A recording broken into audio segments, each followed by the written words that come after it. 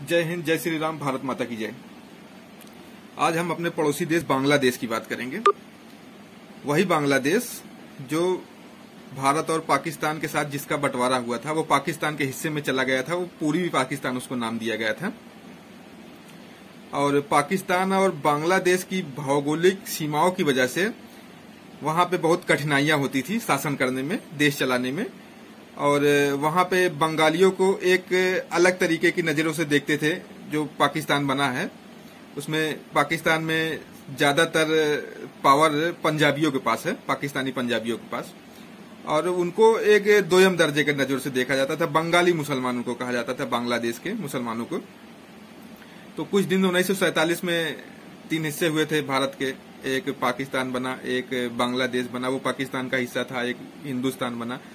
तो धीरे धीरे समय बीतता चला गया और बांग्लादेश में आम चुनाव हुए। आम चुनाव में शेख मुजीबुर रहमान की पार्टी थी, वो बहुमत में आ गई। बहुमत में आके सरकार बनाने के करीब हो गई और सरकार बनाने नहीं दिया उनको। वहां के पाकिस्तानियों को हुक्मरानों ने कि एक बंगाली यहां शासन करेगा।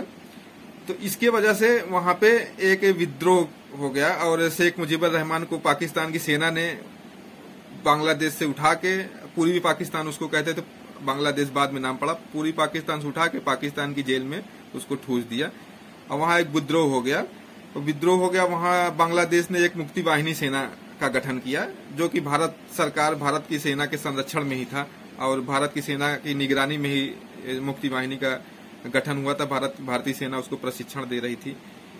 और धीरे धीरे फिर भारत सरकार, पाकिस्तान ने वहां पे इतना अत्याचार मचाना शुरू कर दिया, लोगों को इतना मारना काटना शुरू किया। केवल मुसलमान को, ऐसा नहीं है, वहां पे अपने ही धर्म के लोगों के साथ उन्होंने भेदभाव किया और इस तरीके की घटना की। वहां 30 लाख बंगाली मारे गए थे। ये अमेरिका की द गार्जियन की पत्रिका की एक रिपोर्ट है कि 30 लाख बंगालियों की वहां नृशंस हत्या हुई। केवल ये पाकिस्तान वाले ही किए थे। मुसलमान, एक मुसलमान दूसरे मुसलमान के, मुसलमान का रहनुमा बनते हैं पाकिस्तान वाले, लेकिन केवल अपने ईगो के चलतन में और अपने देश के 2 टुकड़े ना हो जाए, इस डर की वजह से वहां पे। और जनरल टिक्का एक था, पाकिस्तान का जनरल टिक्का था। वहां पाकिस्तान में उसको कसाई, पाकिस्तान के कसाई के नाम से लोग जानते थे और पाकिस्तान के कसाई के नाम से प्रचलित था। और उसके बाद फिर वहां पे भारत सरकार ने सपोर्ट किया। भारत सरकार वहां पे शरणार्थी काफी संख्या में पूर्वी पाकिस्तान के बॉर्डर से, भारत में त्रिपुरा से, नागालैंड की तरफ, मेघालय की तरफ, असम की तरफ, पश्चिम बंगाल की तरफ हमारे देश के आके करोड़ों की तादाद में शरणार्थी आ गए थे और भारत का ताना बाना एकदम बिखर गया था। तो युद्ध हुआ, युद्ध में पूरी पाकिस्तान बना। मतलब ये एक लंबा विषय है, लेकिन हम आते हैं। ये बांग्लादेश के बनने का ये स्थिति थी, ये कहानी है बांग्लादेश की बनने की। आज के बांग्लादेश की स्थिति क्या है? आज बांग्लादेश में हमारे हिंदुओं की बहुत बुरी स्थिति हो गई है। जो स्थिति सेम पाकिस्तान में है वही बांग्लादेश में हो गई। भारत ने क्या सोच के बांग्लादेश को आजाद कराया? यही सोच के बांग्लादेश को आजाद कराया कि हमारे हिंदुओं के साथ वहां पे इस तरह से हिंसा होगी, इस तरह से बहन बेटियों की इज्जत आबरू लूटी जाएगी, दिन दहाड़े घर लूट लिया जा रहा है, दुकान लूट लिया जा रहा है, वहां पे मंदिरों में तोड़फोड़ कर दी जाती है, मंदिरों में आग लगा दिया जा रहा है। वहां पे अभी इस्कान मंदिर में तोड़फोड़ कर दिया, आग लगा दिया। अभी हालिया घटना 13 अक्टूबर को है। वहां पे लोगों को द्वारा कहा गया कि एक हिंदू लड़के ने कुरान का अपमान कर दिया, जिसके कारण ताजा हिंसा भड़की है। इस निंदा कानून है, ये पाकिस्तान में भी है और बांग्लादेश में। इस निंदा कानून के तहत वहां पे किसी को भी जो है गोली मार देते हैं, किसी को भी फांसी चढ़ा देते हैं कि हमारे धर्म के प्रति जो है ये अपमान किया हमारे धर्म का, या हमारे धर्म के प्रति दुष्प्रचार कर रहा है। इस तरह की बातें आरोप लगा के आम बात हो गई। किसी से हिंदू से उनको घृणा है, किसी अन्य धर्म के लोगों से उनको घृणा है, जलन है या तकलीफ है, तो यही आरोप लगा के उसको जेल में ठुसवा देंगे, उसको फांसी लगवा देंगे। बांग्लादेश तो बन गया एक अलग मुद्दे को लेके, लेकिन उसके अंदर वो बदलाव, सेक्युलरिज्म नहीं नजर आया। वो भी पाकिस्तान के राह पे ही चलने लगा।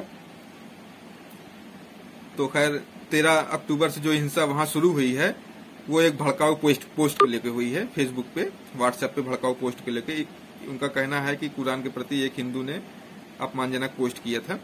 इस हत्या और हिंसा के पीछे वहां एक संगठन है, जमात इस्लामी नामक संगठन है, जो इस सारी हिंसा और हत्याओं को भड़का रहा है और इन सारी कार्रवाई को कर रहा है।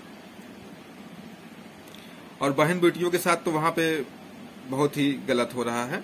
वहां किसी का घर फूंक दे रहे हैं, बहन बेटियों के साथ रेप कर दे रहे हैं, छेड़खानी कर, यहाँ तक कि 10 साल की एक बच्ची, हिंदू बच्ची को भी नहीं छोड़े इन्होंने, उसके साथ भी जो है इन्होंने रेप किया। और बांग्लादेश में भी कश्मीर की तरह ही टारगेट किलिंग चल रही है। वहां भी जैसे कश्मीर में हिंदुओं को टारगेट करके किल कर रहे हैं, यहाँ भी टारगेट किलिंग चल रही है। उनको भी ढूंढ के उनकी दुकान जला रहे हैं, उनका घर में तोड़फोड़ कर रहे हैं, उनके दफ्तर में तोड़फोड़ कर रहे हैं, उनके गांव शहर मोहल्ले में तोड़फोड़ कर रहे हैं, केवल हिंदुओं को टारगेट कर रहे हैं। और इन सारी बातों को लेके वहां की सरकार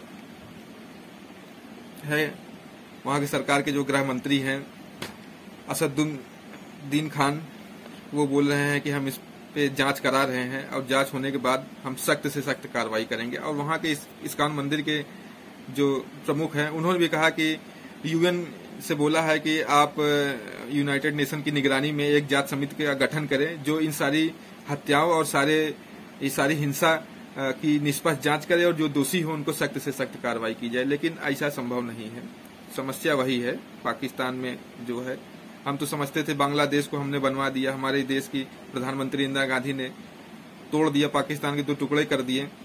यही उम्मीद से कर दिए कि हमारा एक पड़ोसी कम से कम जो हमको डिस्टर्ब कर रहा है, हमारे साथ बुरे बर्ताव से रह रहा है, जिससे हम परेशान हैं, कम से कम बांग्लादेश है, इसकी भी सीमा लगी हुई है, कम से कम ये ठीक ठाक रहेगा। लेकिन वो भी कहीं चीन के इशारे में नाचता है, कहीं पाकिस्तान के इशारे में नाचता है, भारत को वो भी डिस्टर्ब कर रहा है। उत्तर पूर्व में जो आबादी के जनसंख्या घनत्व है उसको एकदम बिगाड़ के रख दिया है।